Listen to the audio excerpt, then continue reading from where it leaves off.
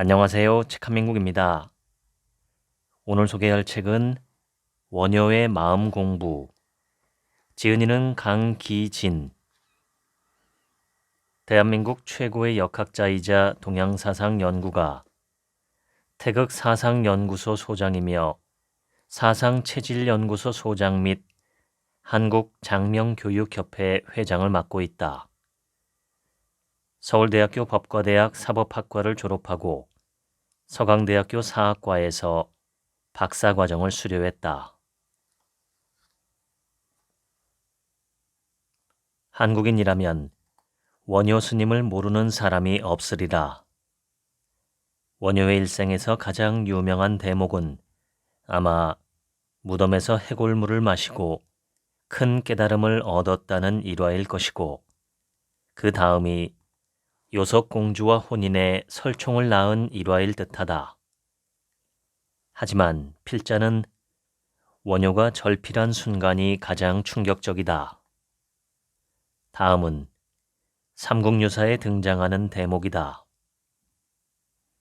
원효는 분황사에 머무르며 화엄경 소를 짓다가 제40 회향품에 이르자 결국 붓을 꺾기에 이르렀다.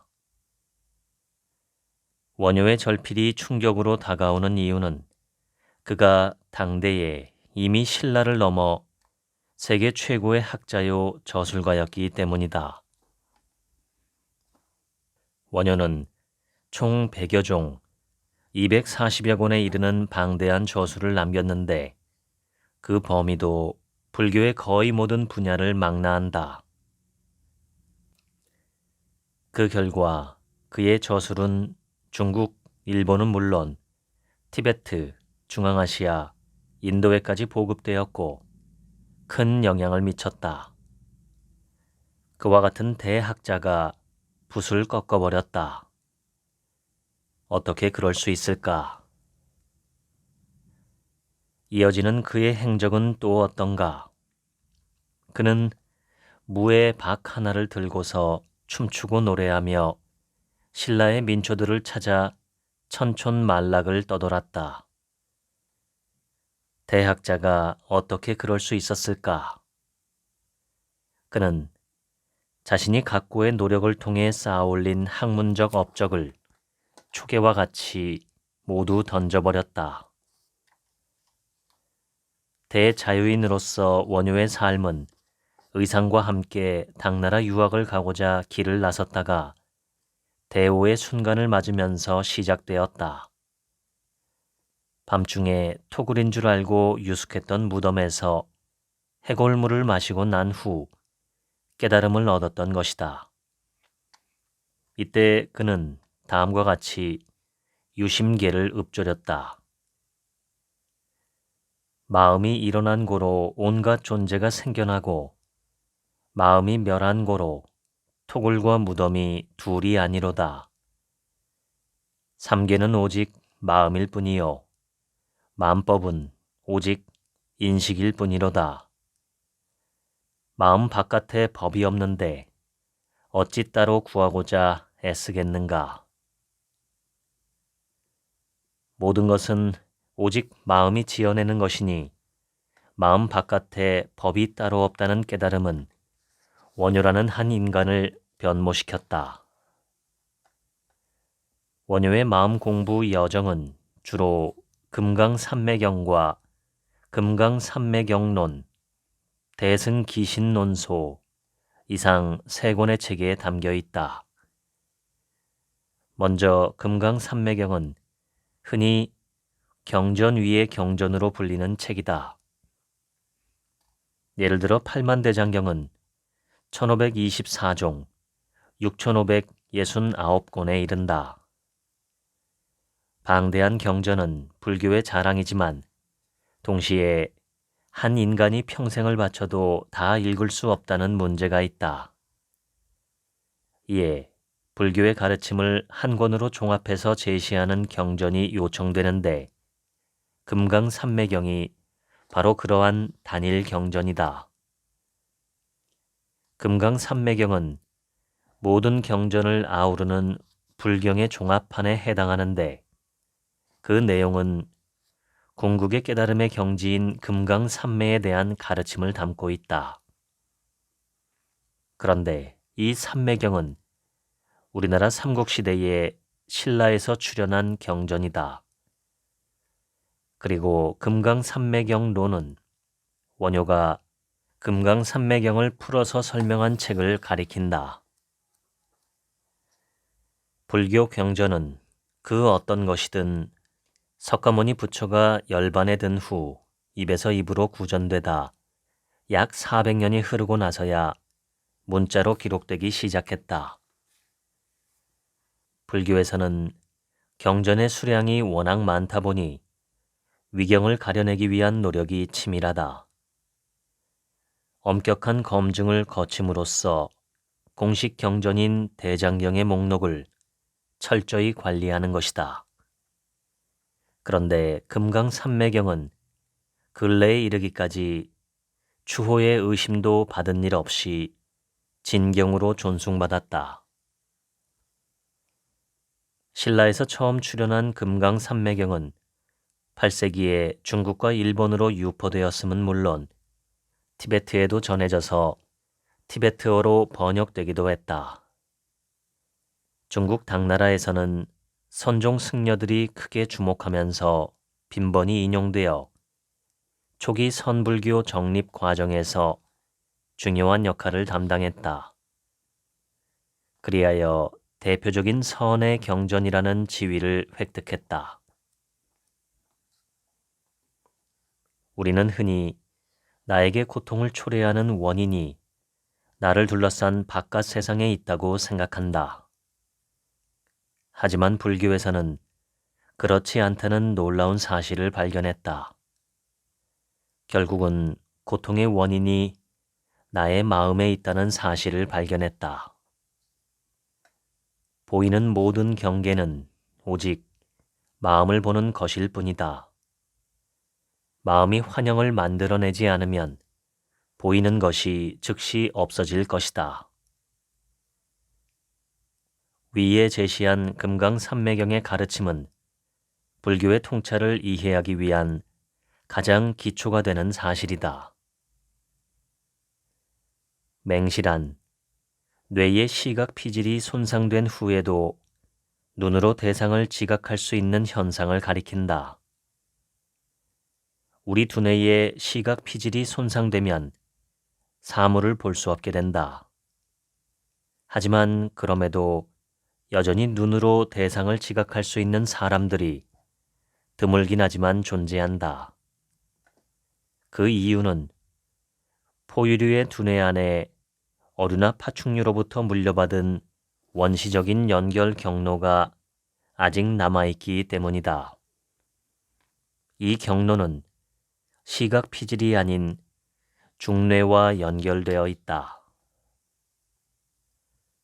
맹시 기능이 활성화된 사람들의 눈에는 아무것도 보이지 않는다. 그럼에도 자신 앞에 놓인 물체의 위치와 모양을 추측할 수 있다. 맹시를 지닌 A 앞에 화분이 있다고 가정해보자. A에게는 아무것도 보이는 것이 없다. 하지만 그에게 앞에 무엇이 있으니 한번 무엇일지 추측해보라고 설득하면 그는 화분이라고 말한다. 하지만 A는 자신이 임의로 추측하는 것일 뿐이라고 생각한다. 여러 번의 테스트를 거쳐 정확성을 확인하고 나서도 그는 여전히 자신이 어떻게 해서 앞에 있는 대상을 맞출 수 있는지 이해하지 못한다. 그의 눈에는 여전히 아무것도 보이지 않는 것이다. 지금 A는 어류, 파충류의 연결 통로를 통해 눈앞의 대상을 지각하고 있다. 이 경우 분명히 눈앞에 있는 대상을 지각은 하지만 우리 머릿속에 떠오르는 것과 같은 생생한 이미지는 존재하지 않는다. 이를 통해 눈이란 우리 앞에 있는 대상이 발산하는 감각 신호를 받아들이는 기관일 뿐, 그 대상물의 이미지를 보는 기관이 아님을 알 수 있다. 우리는 단지 눈으로 이 세상을 보고 있다고 착각하고 있을 뿐이다. 우리가 생생하게 보고 있는 이미지는 우리 마음이 그려내서 투사한 것으로 불교에서는 이를 상이라고 부른다. 그리고 이처럼 우리 마음이 이미지를 그려내는 작용을 안식이라고 명명한다. 사람은 자기가 눈을 통해 객관적으로 대상물을 보고 있다고 생각하지만 사실 우리 눈은 대상으로부터 오는 감각 신호를 받아들이고 있을 뿐이다. 그리고 이러한 신호를 바탕으로 우리 마음의 안식이 그려내어 투사하는 이미지를 보고 있는 것이다. 서양에서는 18세기에 이르러 인식론을 집대성한 칸트가 이러한 안식의 작용을 발견했다. 그는 이를 감성의 작용으로 명명했는데 그에게 있어서 감성이란 감정이나 정서와 관련된 심리적 기능을 말하는 것이 아니라 오감을 통해 외부로부터 오는 자극을 수용해 표상을 형성하는 마음의 인식 능력을 말한다. 우리 눈에 보이는 것은 그 어떤 것이든 우리 마음이 만들어낸 환영일 뿐이다.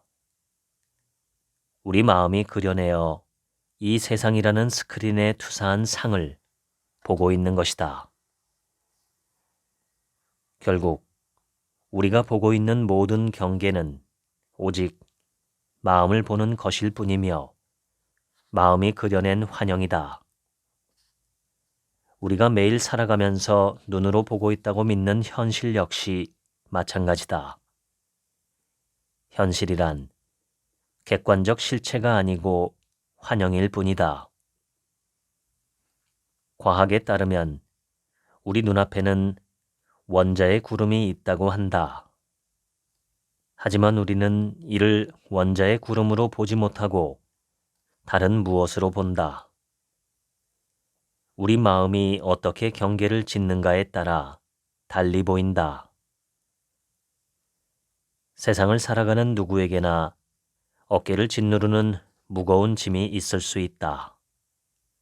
하지만 그 모든 것은 마음이 그려낸 환영일 뿐이니 이를 극복하는 올바른 방법은 단지 환영을 꺼버리는 것이다.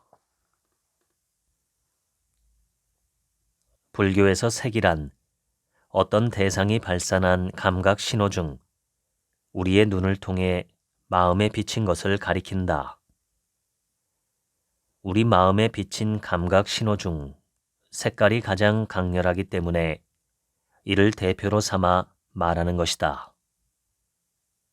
불교에서 색이라 할 때는 형태 등 눈을 통해 마음에 비치는 모든 감각 신호를 포함한 개념이라 생각하면 이해하기 쉽다. 무명이란 밝음을 결여했다는 뜻인데 진리를 밝게 알지 못하는 무지를 이르며 우리 마음에서 어리석고 어두운 측면을 가리킨다. 불교에서는 이 무명을 모든 번뇌의 근본으로 보기 때문에 중요한 개념이다. 원효는 이러한 무명 때문에 우리가 색이 밖에 있는 것이 아님을 깨닫지 못한다고 한다. 과거에 겪은 트라우마로 계속 고통받는 사람들이 있다. 고통의 순간이 여전히 생생한 이미지로 기억에 남아있기 때문이다. 그것은 사실 이미 지나가 버린 일이다. 그 일 자체가 나를 괴롭힐 수는 없다.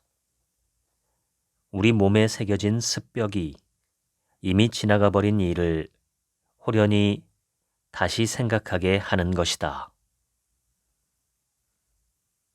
식이란 대상을 식별하는 마음의 작용을 가리키는 불교 용어인데 우리의 의식도 하나의 식이다. 의식은 원래 불교 용어였는데 이후 일상어로 널리 쓰인 것이다. 의식이란 쉽게 말해 나를 중심에 놓고 헤아리는 생각을 가리킨다. 예를 들어 배가 고프다고 느끼면서 무언가를 먹고 싶다고 생각할 때 어디까지나 내가 배가 고픈 것이고 내가 무언가를 먹고 싶은 것이다. 우리는 이렇게 느끼고 생각하며 행동을 일으키는 우리의 의식, 그와 같은 생각을 의식하는 나가 바로 나라고 여기게 된다. 그래서 의식을 흔히 자아의식이라고 칭하기도 한다. 원효는 우리의 의식이 나일 수 없다고 부정한다. 정말 그럴까 싶은데 이는 내가 세상에 처음 태어나던 순간을 가만히 생각해 보면 알 수 있다. 갓 태어난 아기를 보면 아기에게는 나라는 생각, 즉 자아의식이 전혀 없다. 인간의 의식은 12세 무렵이 되어서야 비로소 완전히 들어서는 것이다. 그래서 이때부터 맹렬히 자기를 주장하는 사춘기가 시작된다. 나의 탄생 과정을 가만히 돌아보면 처음에는 나의 몸조차 없었다는 사실을 알 수 있다. 몸은 내가 먼저 비롯하고 나서 어머니의 자궁 속에 있을 때 원소가 내 주위에 모여들어 형성한 것뿐이다. 이 때문에 아기는 태어난 후에 한동안은 자기 몸을 인식하지도 못한다. 그러므로 아기는 자기 손가락, 발가락을 자꾸 깨물어 본다. 탁자, TV 등의 물건도 자꾸 깨물어 본다.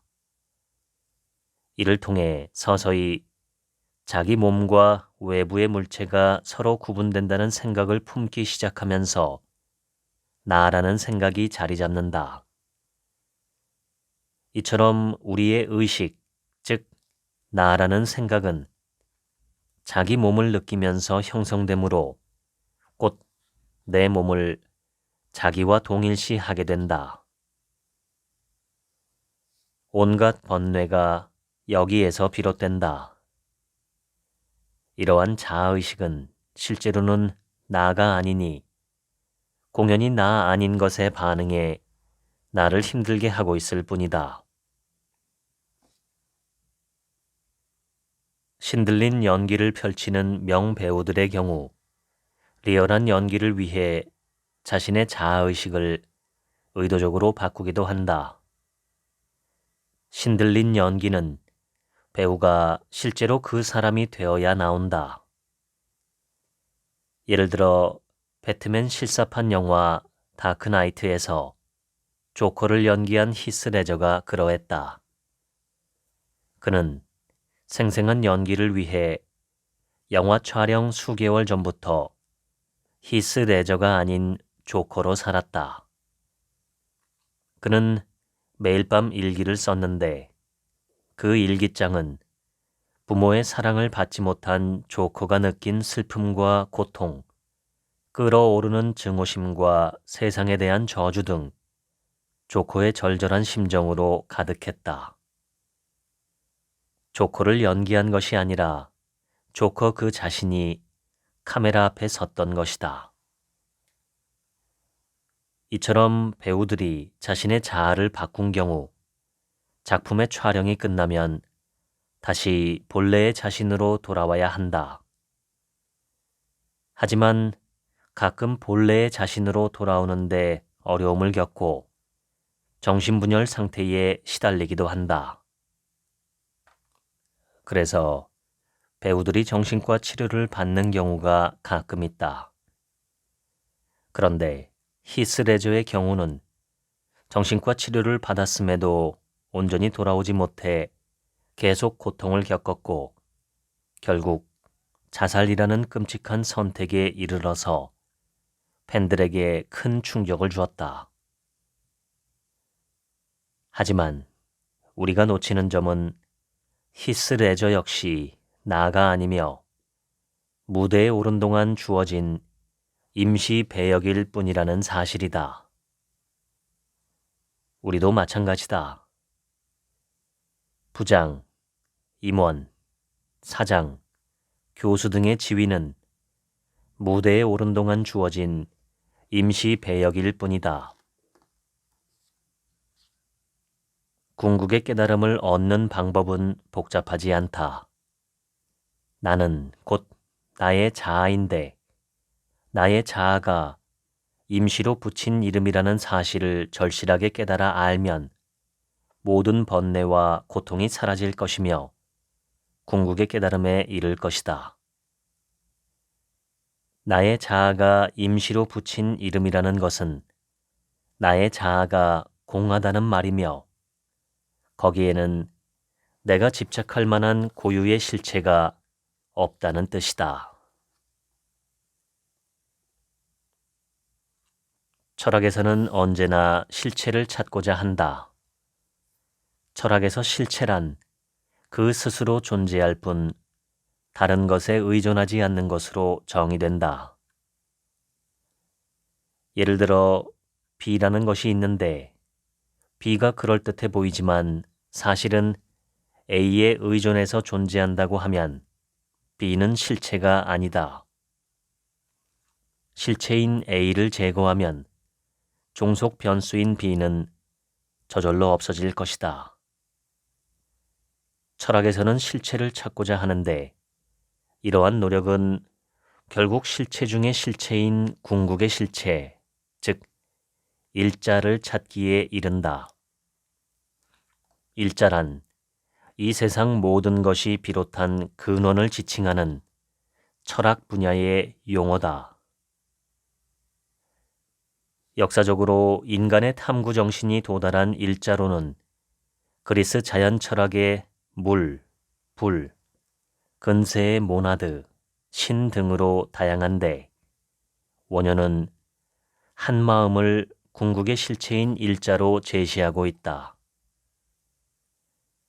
한 마음은 일체의 더럽거나 깨끗한 모든 존재의 공통적인 의지처가 되는 것으로 곧 모든 존재의 근본이다. 금강산매경론.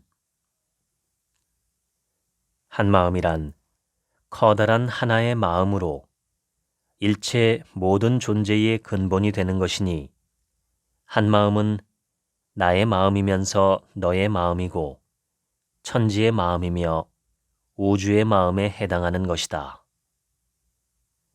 마음이 궁극의 실체이니 마음이 빚어내는 것이 이 현상 세계다. 삼계는 오직 마음일 뿐이라는 말의 의미가 바로 이것이다. 삼계는 욕계, 색계, 무색계로 중생이 윤회하는 세계를 셋으로 나누어 이르는 말이니 지상세계 전체를 뜻하는 표현이다. 이 지상세계는 오직 마음이 빚어내는 것이라는 말이 삼계 유심이다. 과연 마음이 실체인지 물질이 실체인지 한번 생각해보자. 지금 우리 눈앞에 아파트 한 동이 서 있다고 생각해보자. 만약 아파트가 독립적으로 존재하는 실체라면 독자적인 수명이 있을 것이다. 하지만 한국의 아파트를 보면 그 수명이 고무줄이다. 서울시 종로구에는 낙원 악기상가로 유명한 낙원 빌딩이 있는데 이 빌딩은 우리나라 최초의 주상복합 아파트다. 낙원 아파트는 1968년에 지어져서 지금 57년이 지났는데 안에 들어가 보면 콘크리트가 아주 멀쩡하다. 또한 충정로에 가보면 일제강점기에 지어진 충정 아파트가 있다. 이 아파트는 1938년에 지어져서 지금 87년이 됐는데 여전히 멀쩡하게 서 있고 그 안에 사람이 살고 있다. 그런데 오늘날 더 나은 기술로 지어진 우리나라 현대식 아파트들은 채 30년도 지나지 않아 재건축을 하는 것이 유행이다. 우리나라에서 아파트의 수명은 무엇에 따라 정해지고 있을까? 사람의 마음에 따라 정해지고 있다. 20층이 넘는 높은 아파트, 이 거대한 건물은 도저히 부정할 수 없는 객관적 실체인 것처럼 보이지만 사실은 사람의 마음에 따라 수명이 왔다 갔다 하다가 하루아침에 사라지고 마니 결국 사람의 마음이 실체인 것이다. 이런 식으로 가만히 생각해 보면 물질은 어떤 것이든 실체가 되지 못한다는 사실을 이해할 수 있다. 불교의 관점에서는 의식과 무의식이 민들레 같은 여러 해살이 식물에 비유된다. 의식은 땅 위에 있는 민들레 이파리와 꽃으로 겨울이 되면 사라지고 만다. 이때 우리는 민들레가 죽었다, 사라졌다고 생각하지만 땅 밑에 민들레 뿌리는 여전히 존재해서 이듬해 봄이 되면 다시 이파리와 꽃을 피워 올린다. 눈에 보이지 않지만 무의식에 해당하는 민들레 뿌리가 민들레의 본체임을 알 수 있다. 독감에 걸리면 기온이 낮지 않은데도 춥다고 느낀다.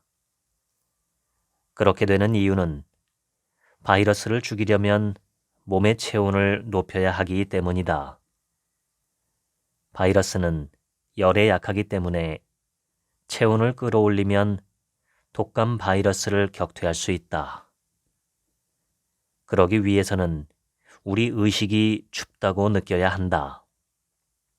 그래야 몸을 덜덜 떨어서 열을 만들어내고 또 말초혈관을 수축시켜 열이 밖으로 빠져나가지 않도록 한다.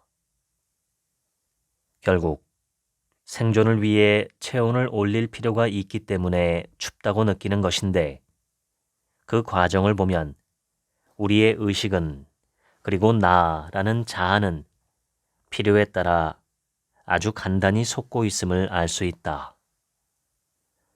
그렇다면 자아와 나의 의식은 내 몸의 진짜 주인이 아니며 참 나가 될 수 없다. 대상을 식별하는 우리 마음의 작용이 식이라고 했는데 인간이 지닌 식은 항상 이분법 분별로 이 세상을 보고 있다. 우리가 무언가를 볼 때 나머지 절반은 보지 못하고 있다는 의미다. 사물의 실상을 제대로 보지 못하니 도초에서 걸려 넘어지는 것이 우리의 현실이다. 빛과 어둠이 따로 없는데 경계를 지어내고 빛에 집착한다. 기쁨과 슬픔이 따로 없는데 기쁨에 집착한다. 영광과 좌절, 쾌락과 고통, 정당함과 부당함 모두 없다. 그런데도 우리는 부당함의 치를 떤다. 내 편과 내 편, 이것과 저것, 분별과 집착은 끝이 없다. 이분법 분별에 따른 번뇌가 하루도 쉬지 않고 끊임없이 일어나니 마음의 바다에서는 언제나 감정의 폭풍우가 몰아치고 있다. 자상은 이분법 분별이라는 상대적 인식을 넘어서 스스로 존재하는 상이다. 서양에서는 칸트가 처음으로 본격적인 논의를 전개했으니 그가 말한 범주, 즉 카테고리가 바로 자상의 일부를 포착한 것이다. 그는 인간에게 경험 이전에, 즉 선엄적으로 이미 갖춰진 인식의 틀이 있음을 파악했다. 그는 우리가 감성을 통해 감각 자료를 받아들이더라도 그 자료가 인식이 되려면 반드시 어떤 개념적 틀, 즉 범주가 적용되어야 한다고 봤다. 그리고 이 범주들은 우리의 경험에서 나온 것이 아니라 미리 인간에 내재되어 있는 것이라고 했다. 칸트에게 있어서 범주는 오성이 각각 자료에 적용하는 인식의 논리적 도구이자 틀인데, 이는 그대로 자상이 무엇인지에 대한 설명에 해당한다. 서양에서 칸트 이후에 자상의 범위를 대폭 넓히고 깊이 탐구한 이는 융이다. 융이 말한 원형이 바로 자상에 해당한다.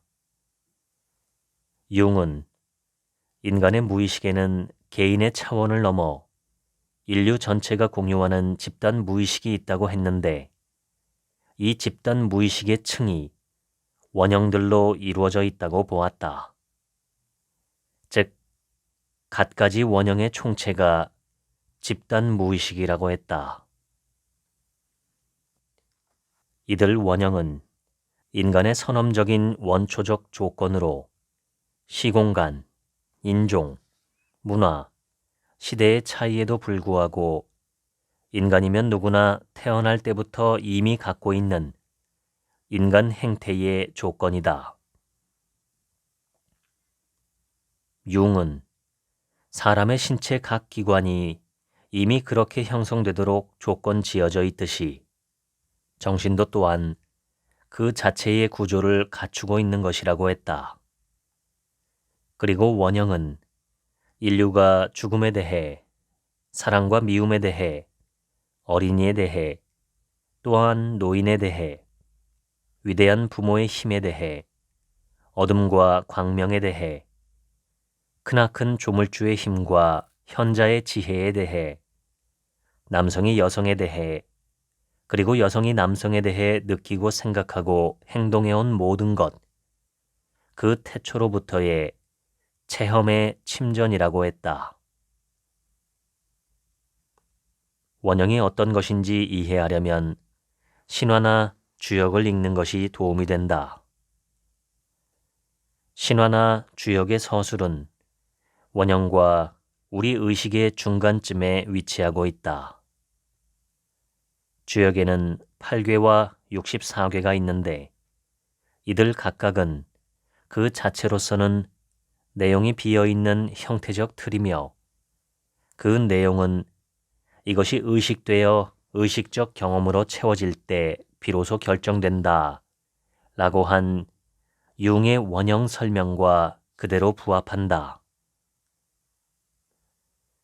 융의 연구 이후 오늘날의 인지과학에 이르러서는 갓 태어난 아기의 마음이 백지 상태가 아니라는 사실을 여러 가지 실험으로 입증하고 있다. 만약 백지 상태라면 아기들이 받아들이는 빈약한 정보만으로는 세상의 복잡한 규칙을 모두 배울 수 없을 것이라고 한다. 모든 것을 직접 시도해 봐야 하고 실패를 맛보는 시행착오의 방식으로는 불가능하다는 것이다. 실제로 아기들은 사물, 물리적 인과관계, 숫자, 생물학적인 세계, 다른 개체들의 신념과 동기, 사회적 상호작용에 관한 추론을 전문적으로 다루는 신경 프로그램을 이미 갖고 태어난다고 한다. 오늘날 우리는 정신이라는 표현에 익숙하지만 원효는 그 용어를 신으로 썼다. 정신이라고 할 때 한자 정은 정하다, 깨끗하다는 뜻이니 정한 신은 의미에 있어서 신과 차이가 없다. 일렁이지 않은 청정한 심체가 곧 신이요 정신인 것이다. 그런데 이를 정신으로 지칭하면 본질이 가려지는 측면이 있다. 인간의 정신이 바로 신의 펼쳐짐이며 신이 다른 곳이 아닌 바로 우리 마음 안에 있는 것인데 이 사실이 가려진다. 서양인들 역시 이러한 사실을 알았으니 영어 단어 spirit이 정신을 뜻하면서 동시에 영을 뜻한다. 칸트의 묘비에는 다음과 같은 글이 새겨져 있다. 생각하면 할수록 항상 새롭고 점점 더 커지는 감탄과 경외심으로 마음을 가득 채우는 것이 두 가지 있으니 내 위에 있는 별이 빛나는 하늘과 내 안에 있는 도덕 법칙이 그것이다. 이때 칸트가 말한 도덕 법칙은 바로 자기 안의 정신을 느낀 것이다. 인간의 정신에는 도덕 법칙이 들어있고 양심이 들어있고 인의 예지신 오상이 들어있다. 동물에 불과한 인간의 정신에 어떻게 이러한 도덕과 양심이 깃들어 있을까를 생각하면 신비롭기만 하다. 우리는 명상이 깊어진 경지를 무념무상 상태라고 표현하는데 이때 생각념과 생각상은 모두 이분법 분별에 따라 생겨나는 생각을 가리킨다. 원형, 즉 자상은 원시시대 이래 이 지구상에서 일어난 모든 유기체의 경험과 그에 따른 통찰이 응축된 것이니 그 안에 담긴 지혜는 막대한 것이다. 게다가 상대적 분별을 넘어선 무분별지의 형태로 담겨 있으니 상대성을 넘어 자재로운 창조성의 원천으로 기능한다. 융은 원형에 대해 그 가장 깊은 성질은 우리 인간의 경험에 접근을 허용치 않는 것이라고 하면서도 스스로 다음과 같이 정의 내린 바 있다.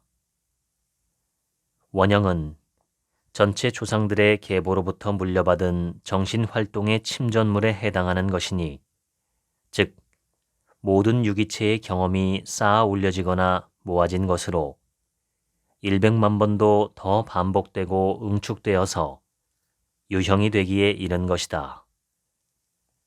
따라서 이 원형들에는 태초 이래 이 지구별에서 일어난 모든 경험이 반영되어 있다. 오늘날 진화심리학 분야에서는 인간의 마음이 과거 환경의 적응적 문제들을 풀기 위해 자연 선택된 수많은 해결책들의 묶음이라는 사실을 인정하고 있으며 그에 따라 인간의 마음은 각각의 적응적 문제들을 잘 해결하게끔 특수화된 수많은 심리적 공구들이 빼곡히 담긴 연장통과 같다고 설명한다.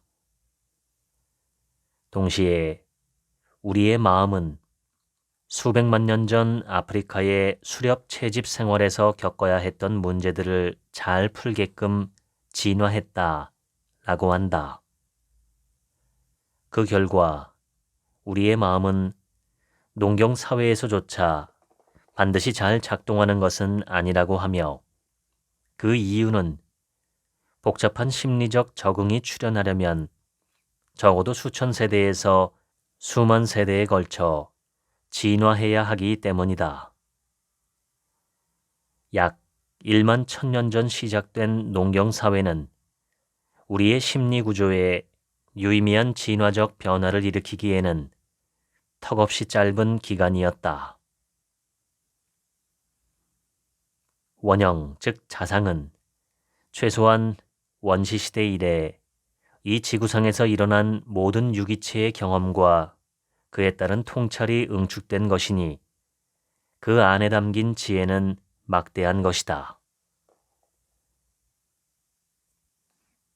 환각제인 LSD는 깊은 명상 수행을 한 것과 유사한 효과를 가져온다는 점에서 주목되기도 하는데 1960년대 미국에서 히피 문화를 형성하는 데 큰 영향을 미친 바 있다. 그 후 금지 약물로 지정되었다가 2000년대 들어 우울증, 외상 후 스트레스 장애 등을 치료하기 위한 의료적 사용 가능성이 연구되고 있다. LSD를 소량 복용하는 임상시험에 참여한 사람들은 모두 이 세상이 놀라운 곳으로 보이는 경험을 한다. 모든 것은 하나다. 모든 것은 연결되어 있다. 이 세상의 본질은 사랑이다. 등등의 증언을 내놓으며 감동과 기쁨의 눈물을 뚝뚝 흘리기도 한다. 특히 주목되는 증언은 감각의 필터를 제거한 것 같다 라는 느낌이다. 이는 안식과 의식이 해리되는 현상으로 볼 수 있다. 이 세상을 분별해서 보는 안식이 해리됨으로써 모든 감각 하나하나가 생생해지고 이 세상이 놀라운 것으로 보이는 것이다. 찰리 채플린은 인생은 가까이서 보면 비극이지만 멀리서 보면 희극이라는 명언을 남겼다. 우리가 바로 눈앞의 고통이나 어려움에 몰두할 때면 인생이 비참하게 느껴지지만 시간이 흘러 거리를 두고 보면 미소를 지을 수 있다. 이때 거리를 두고 본 것이 이 세상의 참 모습이며 내 인생의 참 모습이다. 자기 인생의 문제에 있어서도 거리를 두고 볼 줄 아는 절제된 시각을 기른다면 그 본질이 진선미임을 느낄 수 있다. 최근 비행기에서 인상 깊은 경험을 한 적이 있다. 귀국하는 길이었는데 해질녘에 비행기가 인천공항으로 접근하고 있었다. 창밖으로 저 멀리 서쪽 하늘에 아름다운 노을이 졌다. 이때 뒷자리에 젊은이들이 나누는 대화가 귀에 들렸는데 그중 한 친구가 불쑥 쓸데없이 예쁘다 라는 말을 내뱉었다. 정말 쓸데없이 예쁘다. 아무도 볼 일이 없는데 무려 바다와 대지가 동원되고 인간의 도시가 동원되어 감탄을 자아내는 걸작을 연출하고 있다. 어떻게 우주는 이렇게 쓸데없이 예쁘단 말인가?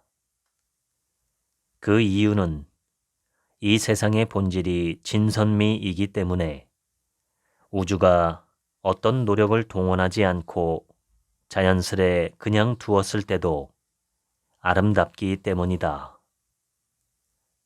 우주가 있는 그대로 그냥 둔 것이 바로 자연이니 자연은 스스로 그러하다는 뜻이다.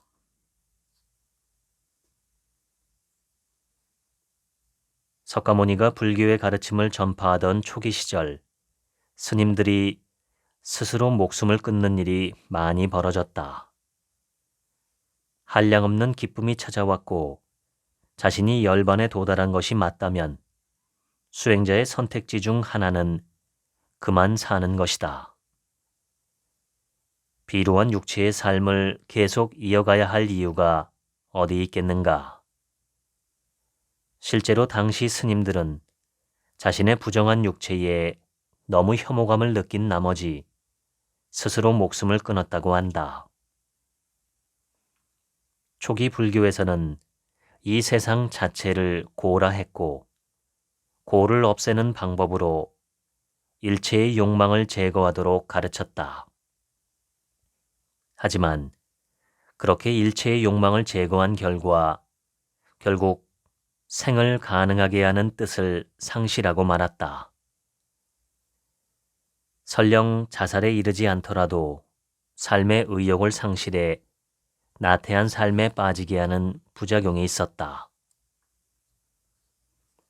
이에 대해 원효는 생멸의 마음이 번뇌와 고통을 낳긴 하지만 그 가운데 생을 가능하게 하는 뜻이 있다는 사실을 간명하게 제시했다.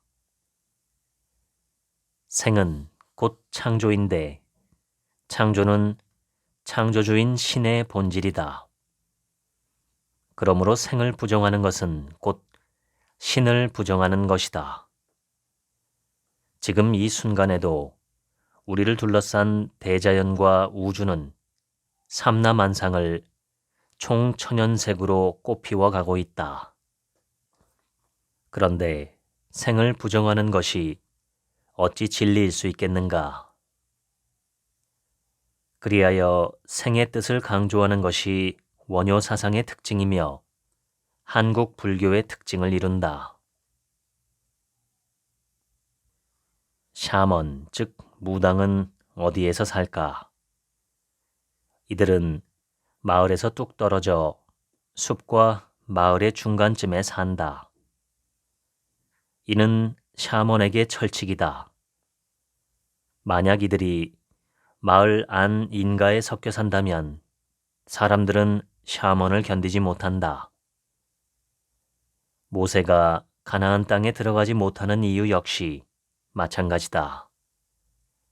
모세의 카리스마는 이스라엘 민족이 광야에서 어찌할 바를 모르고 떠돌 때 존경받는 것이다. 반대로 가나안 땅에 정착해서 살 때 모세가 그 안에 섞여 산다면 사람들은 결코 모세를 견딜 수 없다. 비슷한 이유로 열애, 즉 신은 자신의 모습이 잘 드러나지 않도록 감춘다. 이를 대승불교에서는 열의 장이라고 이른다. 여기서 장은 감추다, 숨다는 뜻이다. 그렇다면 열애는 어디에 숨어 있을까? 원효는 우리 성품의 청정한 마음이 바로 열의 장이라고 말하고 있다. 즉, 신은 애써 자기 모습을 감추고자 하여 인간의 마음의 시면에 자리 잡았다. 그렇게 하는 이유는 생의, 즉 만물을 낳고자 하는 자신의 뜻을 펼치기 위함이다. 자신이 인간 사회의 직접 모습을 드러내면 신의 뜻인 창조에 역행하기 때문이다. 육도는 중생이 업에 따라 윤회하는 6가지 세계인 지옥계, 아귀계, 축생계, 수라계, 인간계, 천상계를 말한다. 흔히 육도 윤회라 하여 중생이 태어나서 살다가 죽고 나면 생전에 지은 업에 따라 6세계 중 하나에 다시 태어난다는 윤회의 믿음과 관련해서 많이 쓰는 말이다. 하지만 원효에 따르면 육도 윤회는 우리가 죽고 나서 일어나는 일이 아니라 바로 지금 이 땅 위에서 살아가는 동안 일어나는 일이다. 일체의 모든 것은 오직 마음이 지어내는 것이라는 말은 우리 마음이 이 세상을 지어내고 있다는 말이다. 세간의 일체 경계는 모두 우리 마음이 지어내고 지탱하는 것이니 지옥계, 아귀계, 축생계, 인간계 등 육도 역시 그러하다. 무언가 잘못한 것이 있으면 내 마음이 지옥으로 변하기도 하고 탐욕에 눈이 멀어 아귀다툼을 벌이는 사람들도 있다. 마음에 분노가 치밀어 눈을 부릅뜰 때는 아수라가 따로 없고 때때로 어리석은 욕망에 사로잡히면 짐승보다 못한 존재가 되기도 한다. 이렇게 우리의 한 마음이 무명에 미혹되면 바로 지금 여기서 끊임없이 길을 잃고 육도를 전전하는 것이다.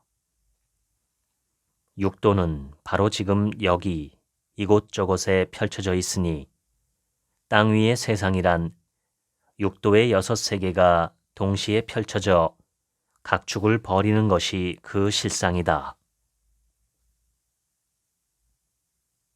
어떤 마음을 먹을 것인가? 그에 따라 인류 사회가 자칫 축생계로 퇴보할 수도 있고 천상계로 나아갈 수도 있다. 우리가 이 세상을 살아간다는 것은 끊임없이 사람을 만나는 것이라고 할 수 있다. 이러한 모든 만남을 불교에서는 연이라고 부른다. 불교에서는 이러한 연을 통해 모든 현상은 홀로 존재하는 게 아니라 다양한 연을 만나서 생겨난다는 뜻을 담고 있다. 우리는 서로가 서로에게 연으로 작용한다. 인생의 순간은 타인의 연을 만나는 순간이다. 타인의 연을 만나 타인의 진여와 나의 진여가 서로 감응해 공명하는 순간이다. 이는 우리가 불각에서 각으로 나아가는 순간이며 우리 안에 자리한 신이 모습을 드러내는 순간이다. 애초에 본성이 정신을 풀어낸 이유가 바로 이 순간을 위한 것이다. 신비를 이 땅 위에 펼치고자 함이며 하늘의 뜻을 펼치는 것이다. 정신은 본성이 스스로 신을 풀어낸 것이므로 온전하며 통합되어 있어 이분법 분별이 있을 수 없다. 미운정 고운정 다 들었다고 할 때 밉다는 것은 의식의 판단이다. 그런데 이처럼 밉다고 생각하면서도 그 사람과 정이 들 수 있다는 것은 정이 의식적 판단을 넘어선 곳에서 오고 있음을 보여준다. 정에 이끌려서 그만이라는 말 역시 정이 합리적 판단과 의식을 넘어선 곳에서 오고 있음을 보여준다. 또한 정이 들다는 표현은 정이 내가 의식적으로 행하는 것이 아니라 알게 모르게 스며드는 것임을 보여준다. 정의 어원을 보면 마음심과 날생과 불글 단이 합쳐진 글자다. 여기서 불글 단자의 갑골문을 보면 우물정자 안에 점이 찍혀 있다. 이는 땅속으로 파들어간 광산의 벽을 그린 것이고 그 안에 찍힌 점은 광산 속 깊은 곳에 있는 보석을 상징한다. 생자는 싹이 더 자라는 모습을 그린 것이니 이들의 합자인 정자는 결국 저 아래 깊은 심연으로부터 싹 터 올라오는 마음을 형상화한 글자다. 광산 속 보석은 우리 마음의 심연 깊은 곳에 자리한 보석이다. 우리 마음의 밑바닥, 말없는 심연에는 보석이 빛을 발하고 있으니 우리의 정신이 바로 그것이다. 내 마음의 심연에 자리한 본성이 스스로 신을 풀어낸 것이 정신이니 정신에는 만법, 즉 만가지 진리가 다 갖춰져 있다. 티베트 불교의 승려는 수개월에 걸친 각고의 노력으로 정교하고 아름다운 모래 만다라를 완성한다. 하지만 완성하고 나면 완성한 만다라를 스스로 허문다. 어째서 허무는지 이유를 물으면 허물어야 새로 만들 수 있다고 답한다. 이처럼 만다라는 완성하는 것이 목적이 아니라 창조하는 과정 자체에 기쁨과 의미가 담겨 있다. 앞서 살펴본 주역의 가르침 역시 마찬가지이니 하늘과 땅과 귀신과 사람이 가득 찬 것을 허물고 새로운 탄생을 응원하는 이유 역시 여기에 있다. 그리하여 신의 창조는 멈추지 않고 계속되며 신은 계속해서 의미를 펼칠 수 있는 것이다. 한 마음을 미혹시켜 육취를 윤회하는 자는 진리를 떠나 동요하는 것이요. 법계를 깨달아 한 마음을 회복한 자는 진리로 돌아와 고요한 것이다. 이는 고려의 보조국사 진울의 가르침이다. 원효의 한마음 사상이 13세기 고려에서도 계속 이어짐을 알 수 있다. 한 사람의 마음이 곧 천지의 마음이며 한 자기의 마음이 곧 천만인의 마음이다. 이는 조선의 퇴계 이황의 가르침이다. 한 마음의 관념은 유학자들에게조차 계속 이어짐을 알 수 있다. 사람은 다 모신 하늘이 있으니 그 성을 보고 마음을 깨달음에 이르러서는 하나이니라. 이는 동학 경전에 수록된 가르침이다. 이를 통해 한마음 사상이 동학과도 닿아 있음을 확인할 수 있다.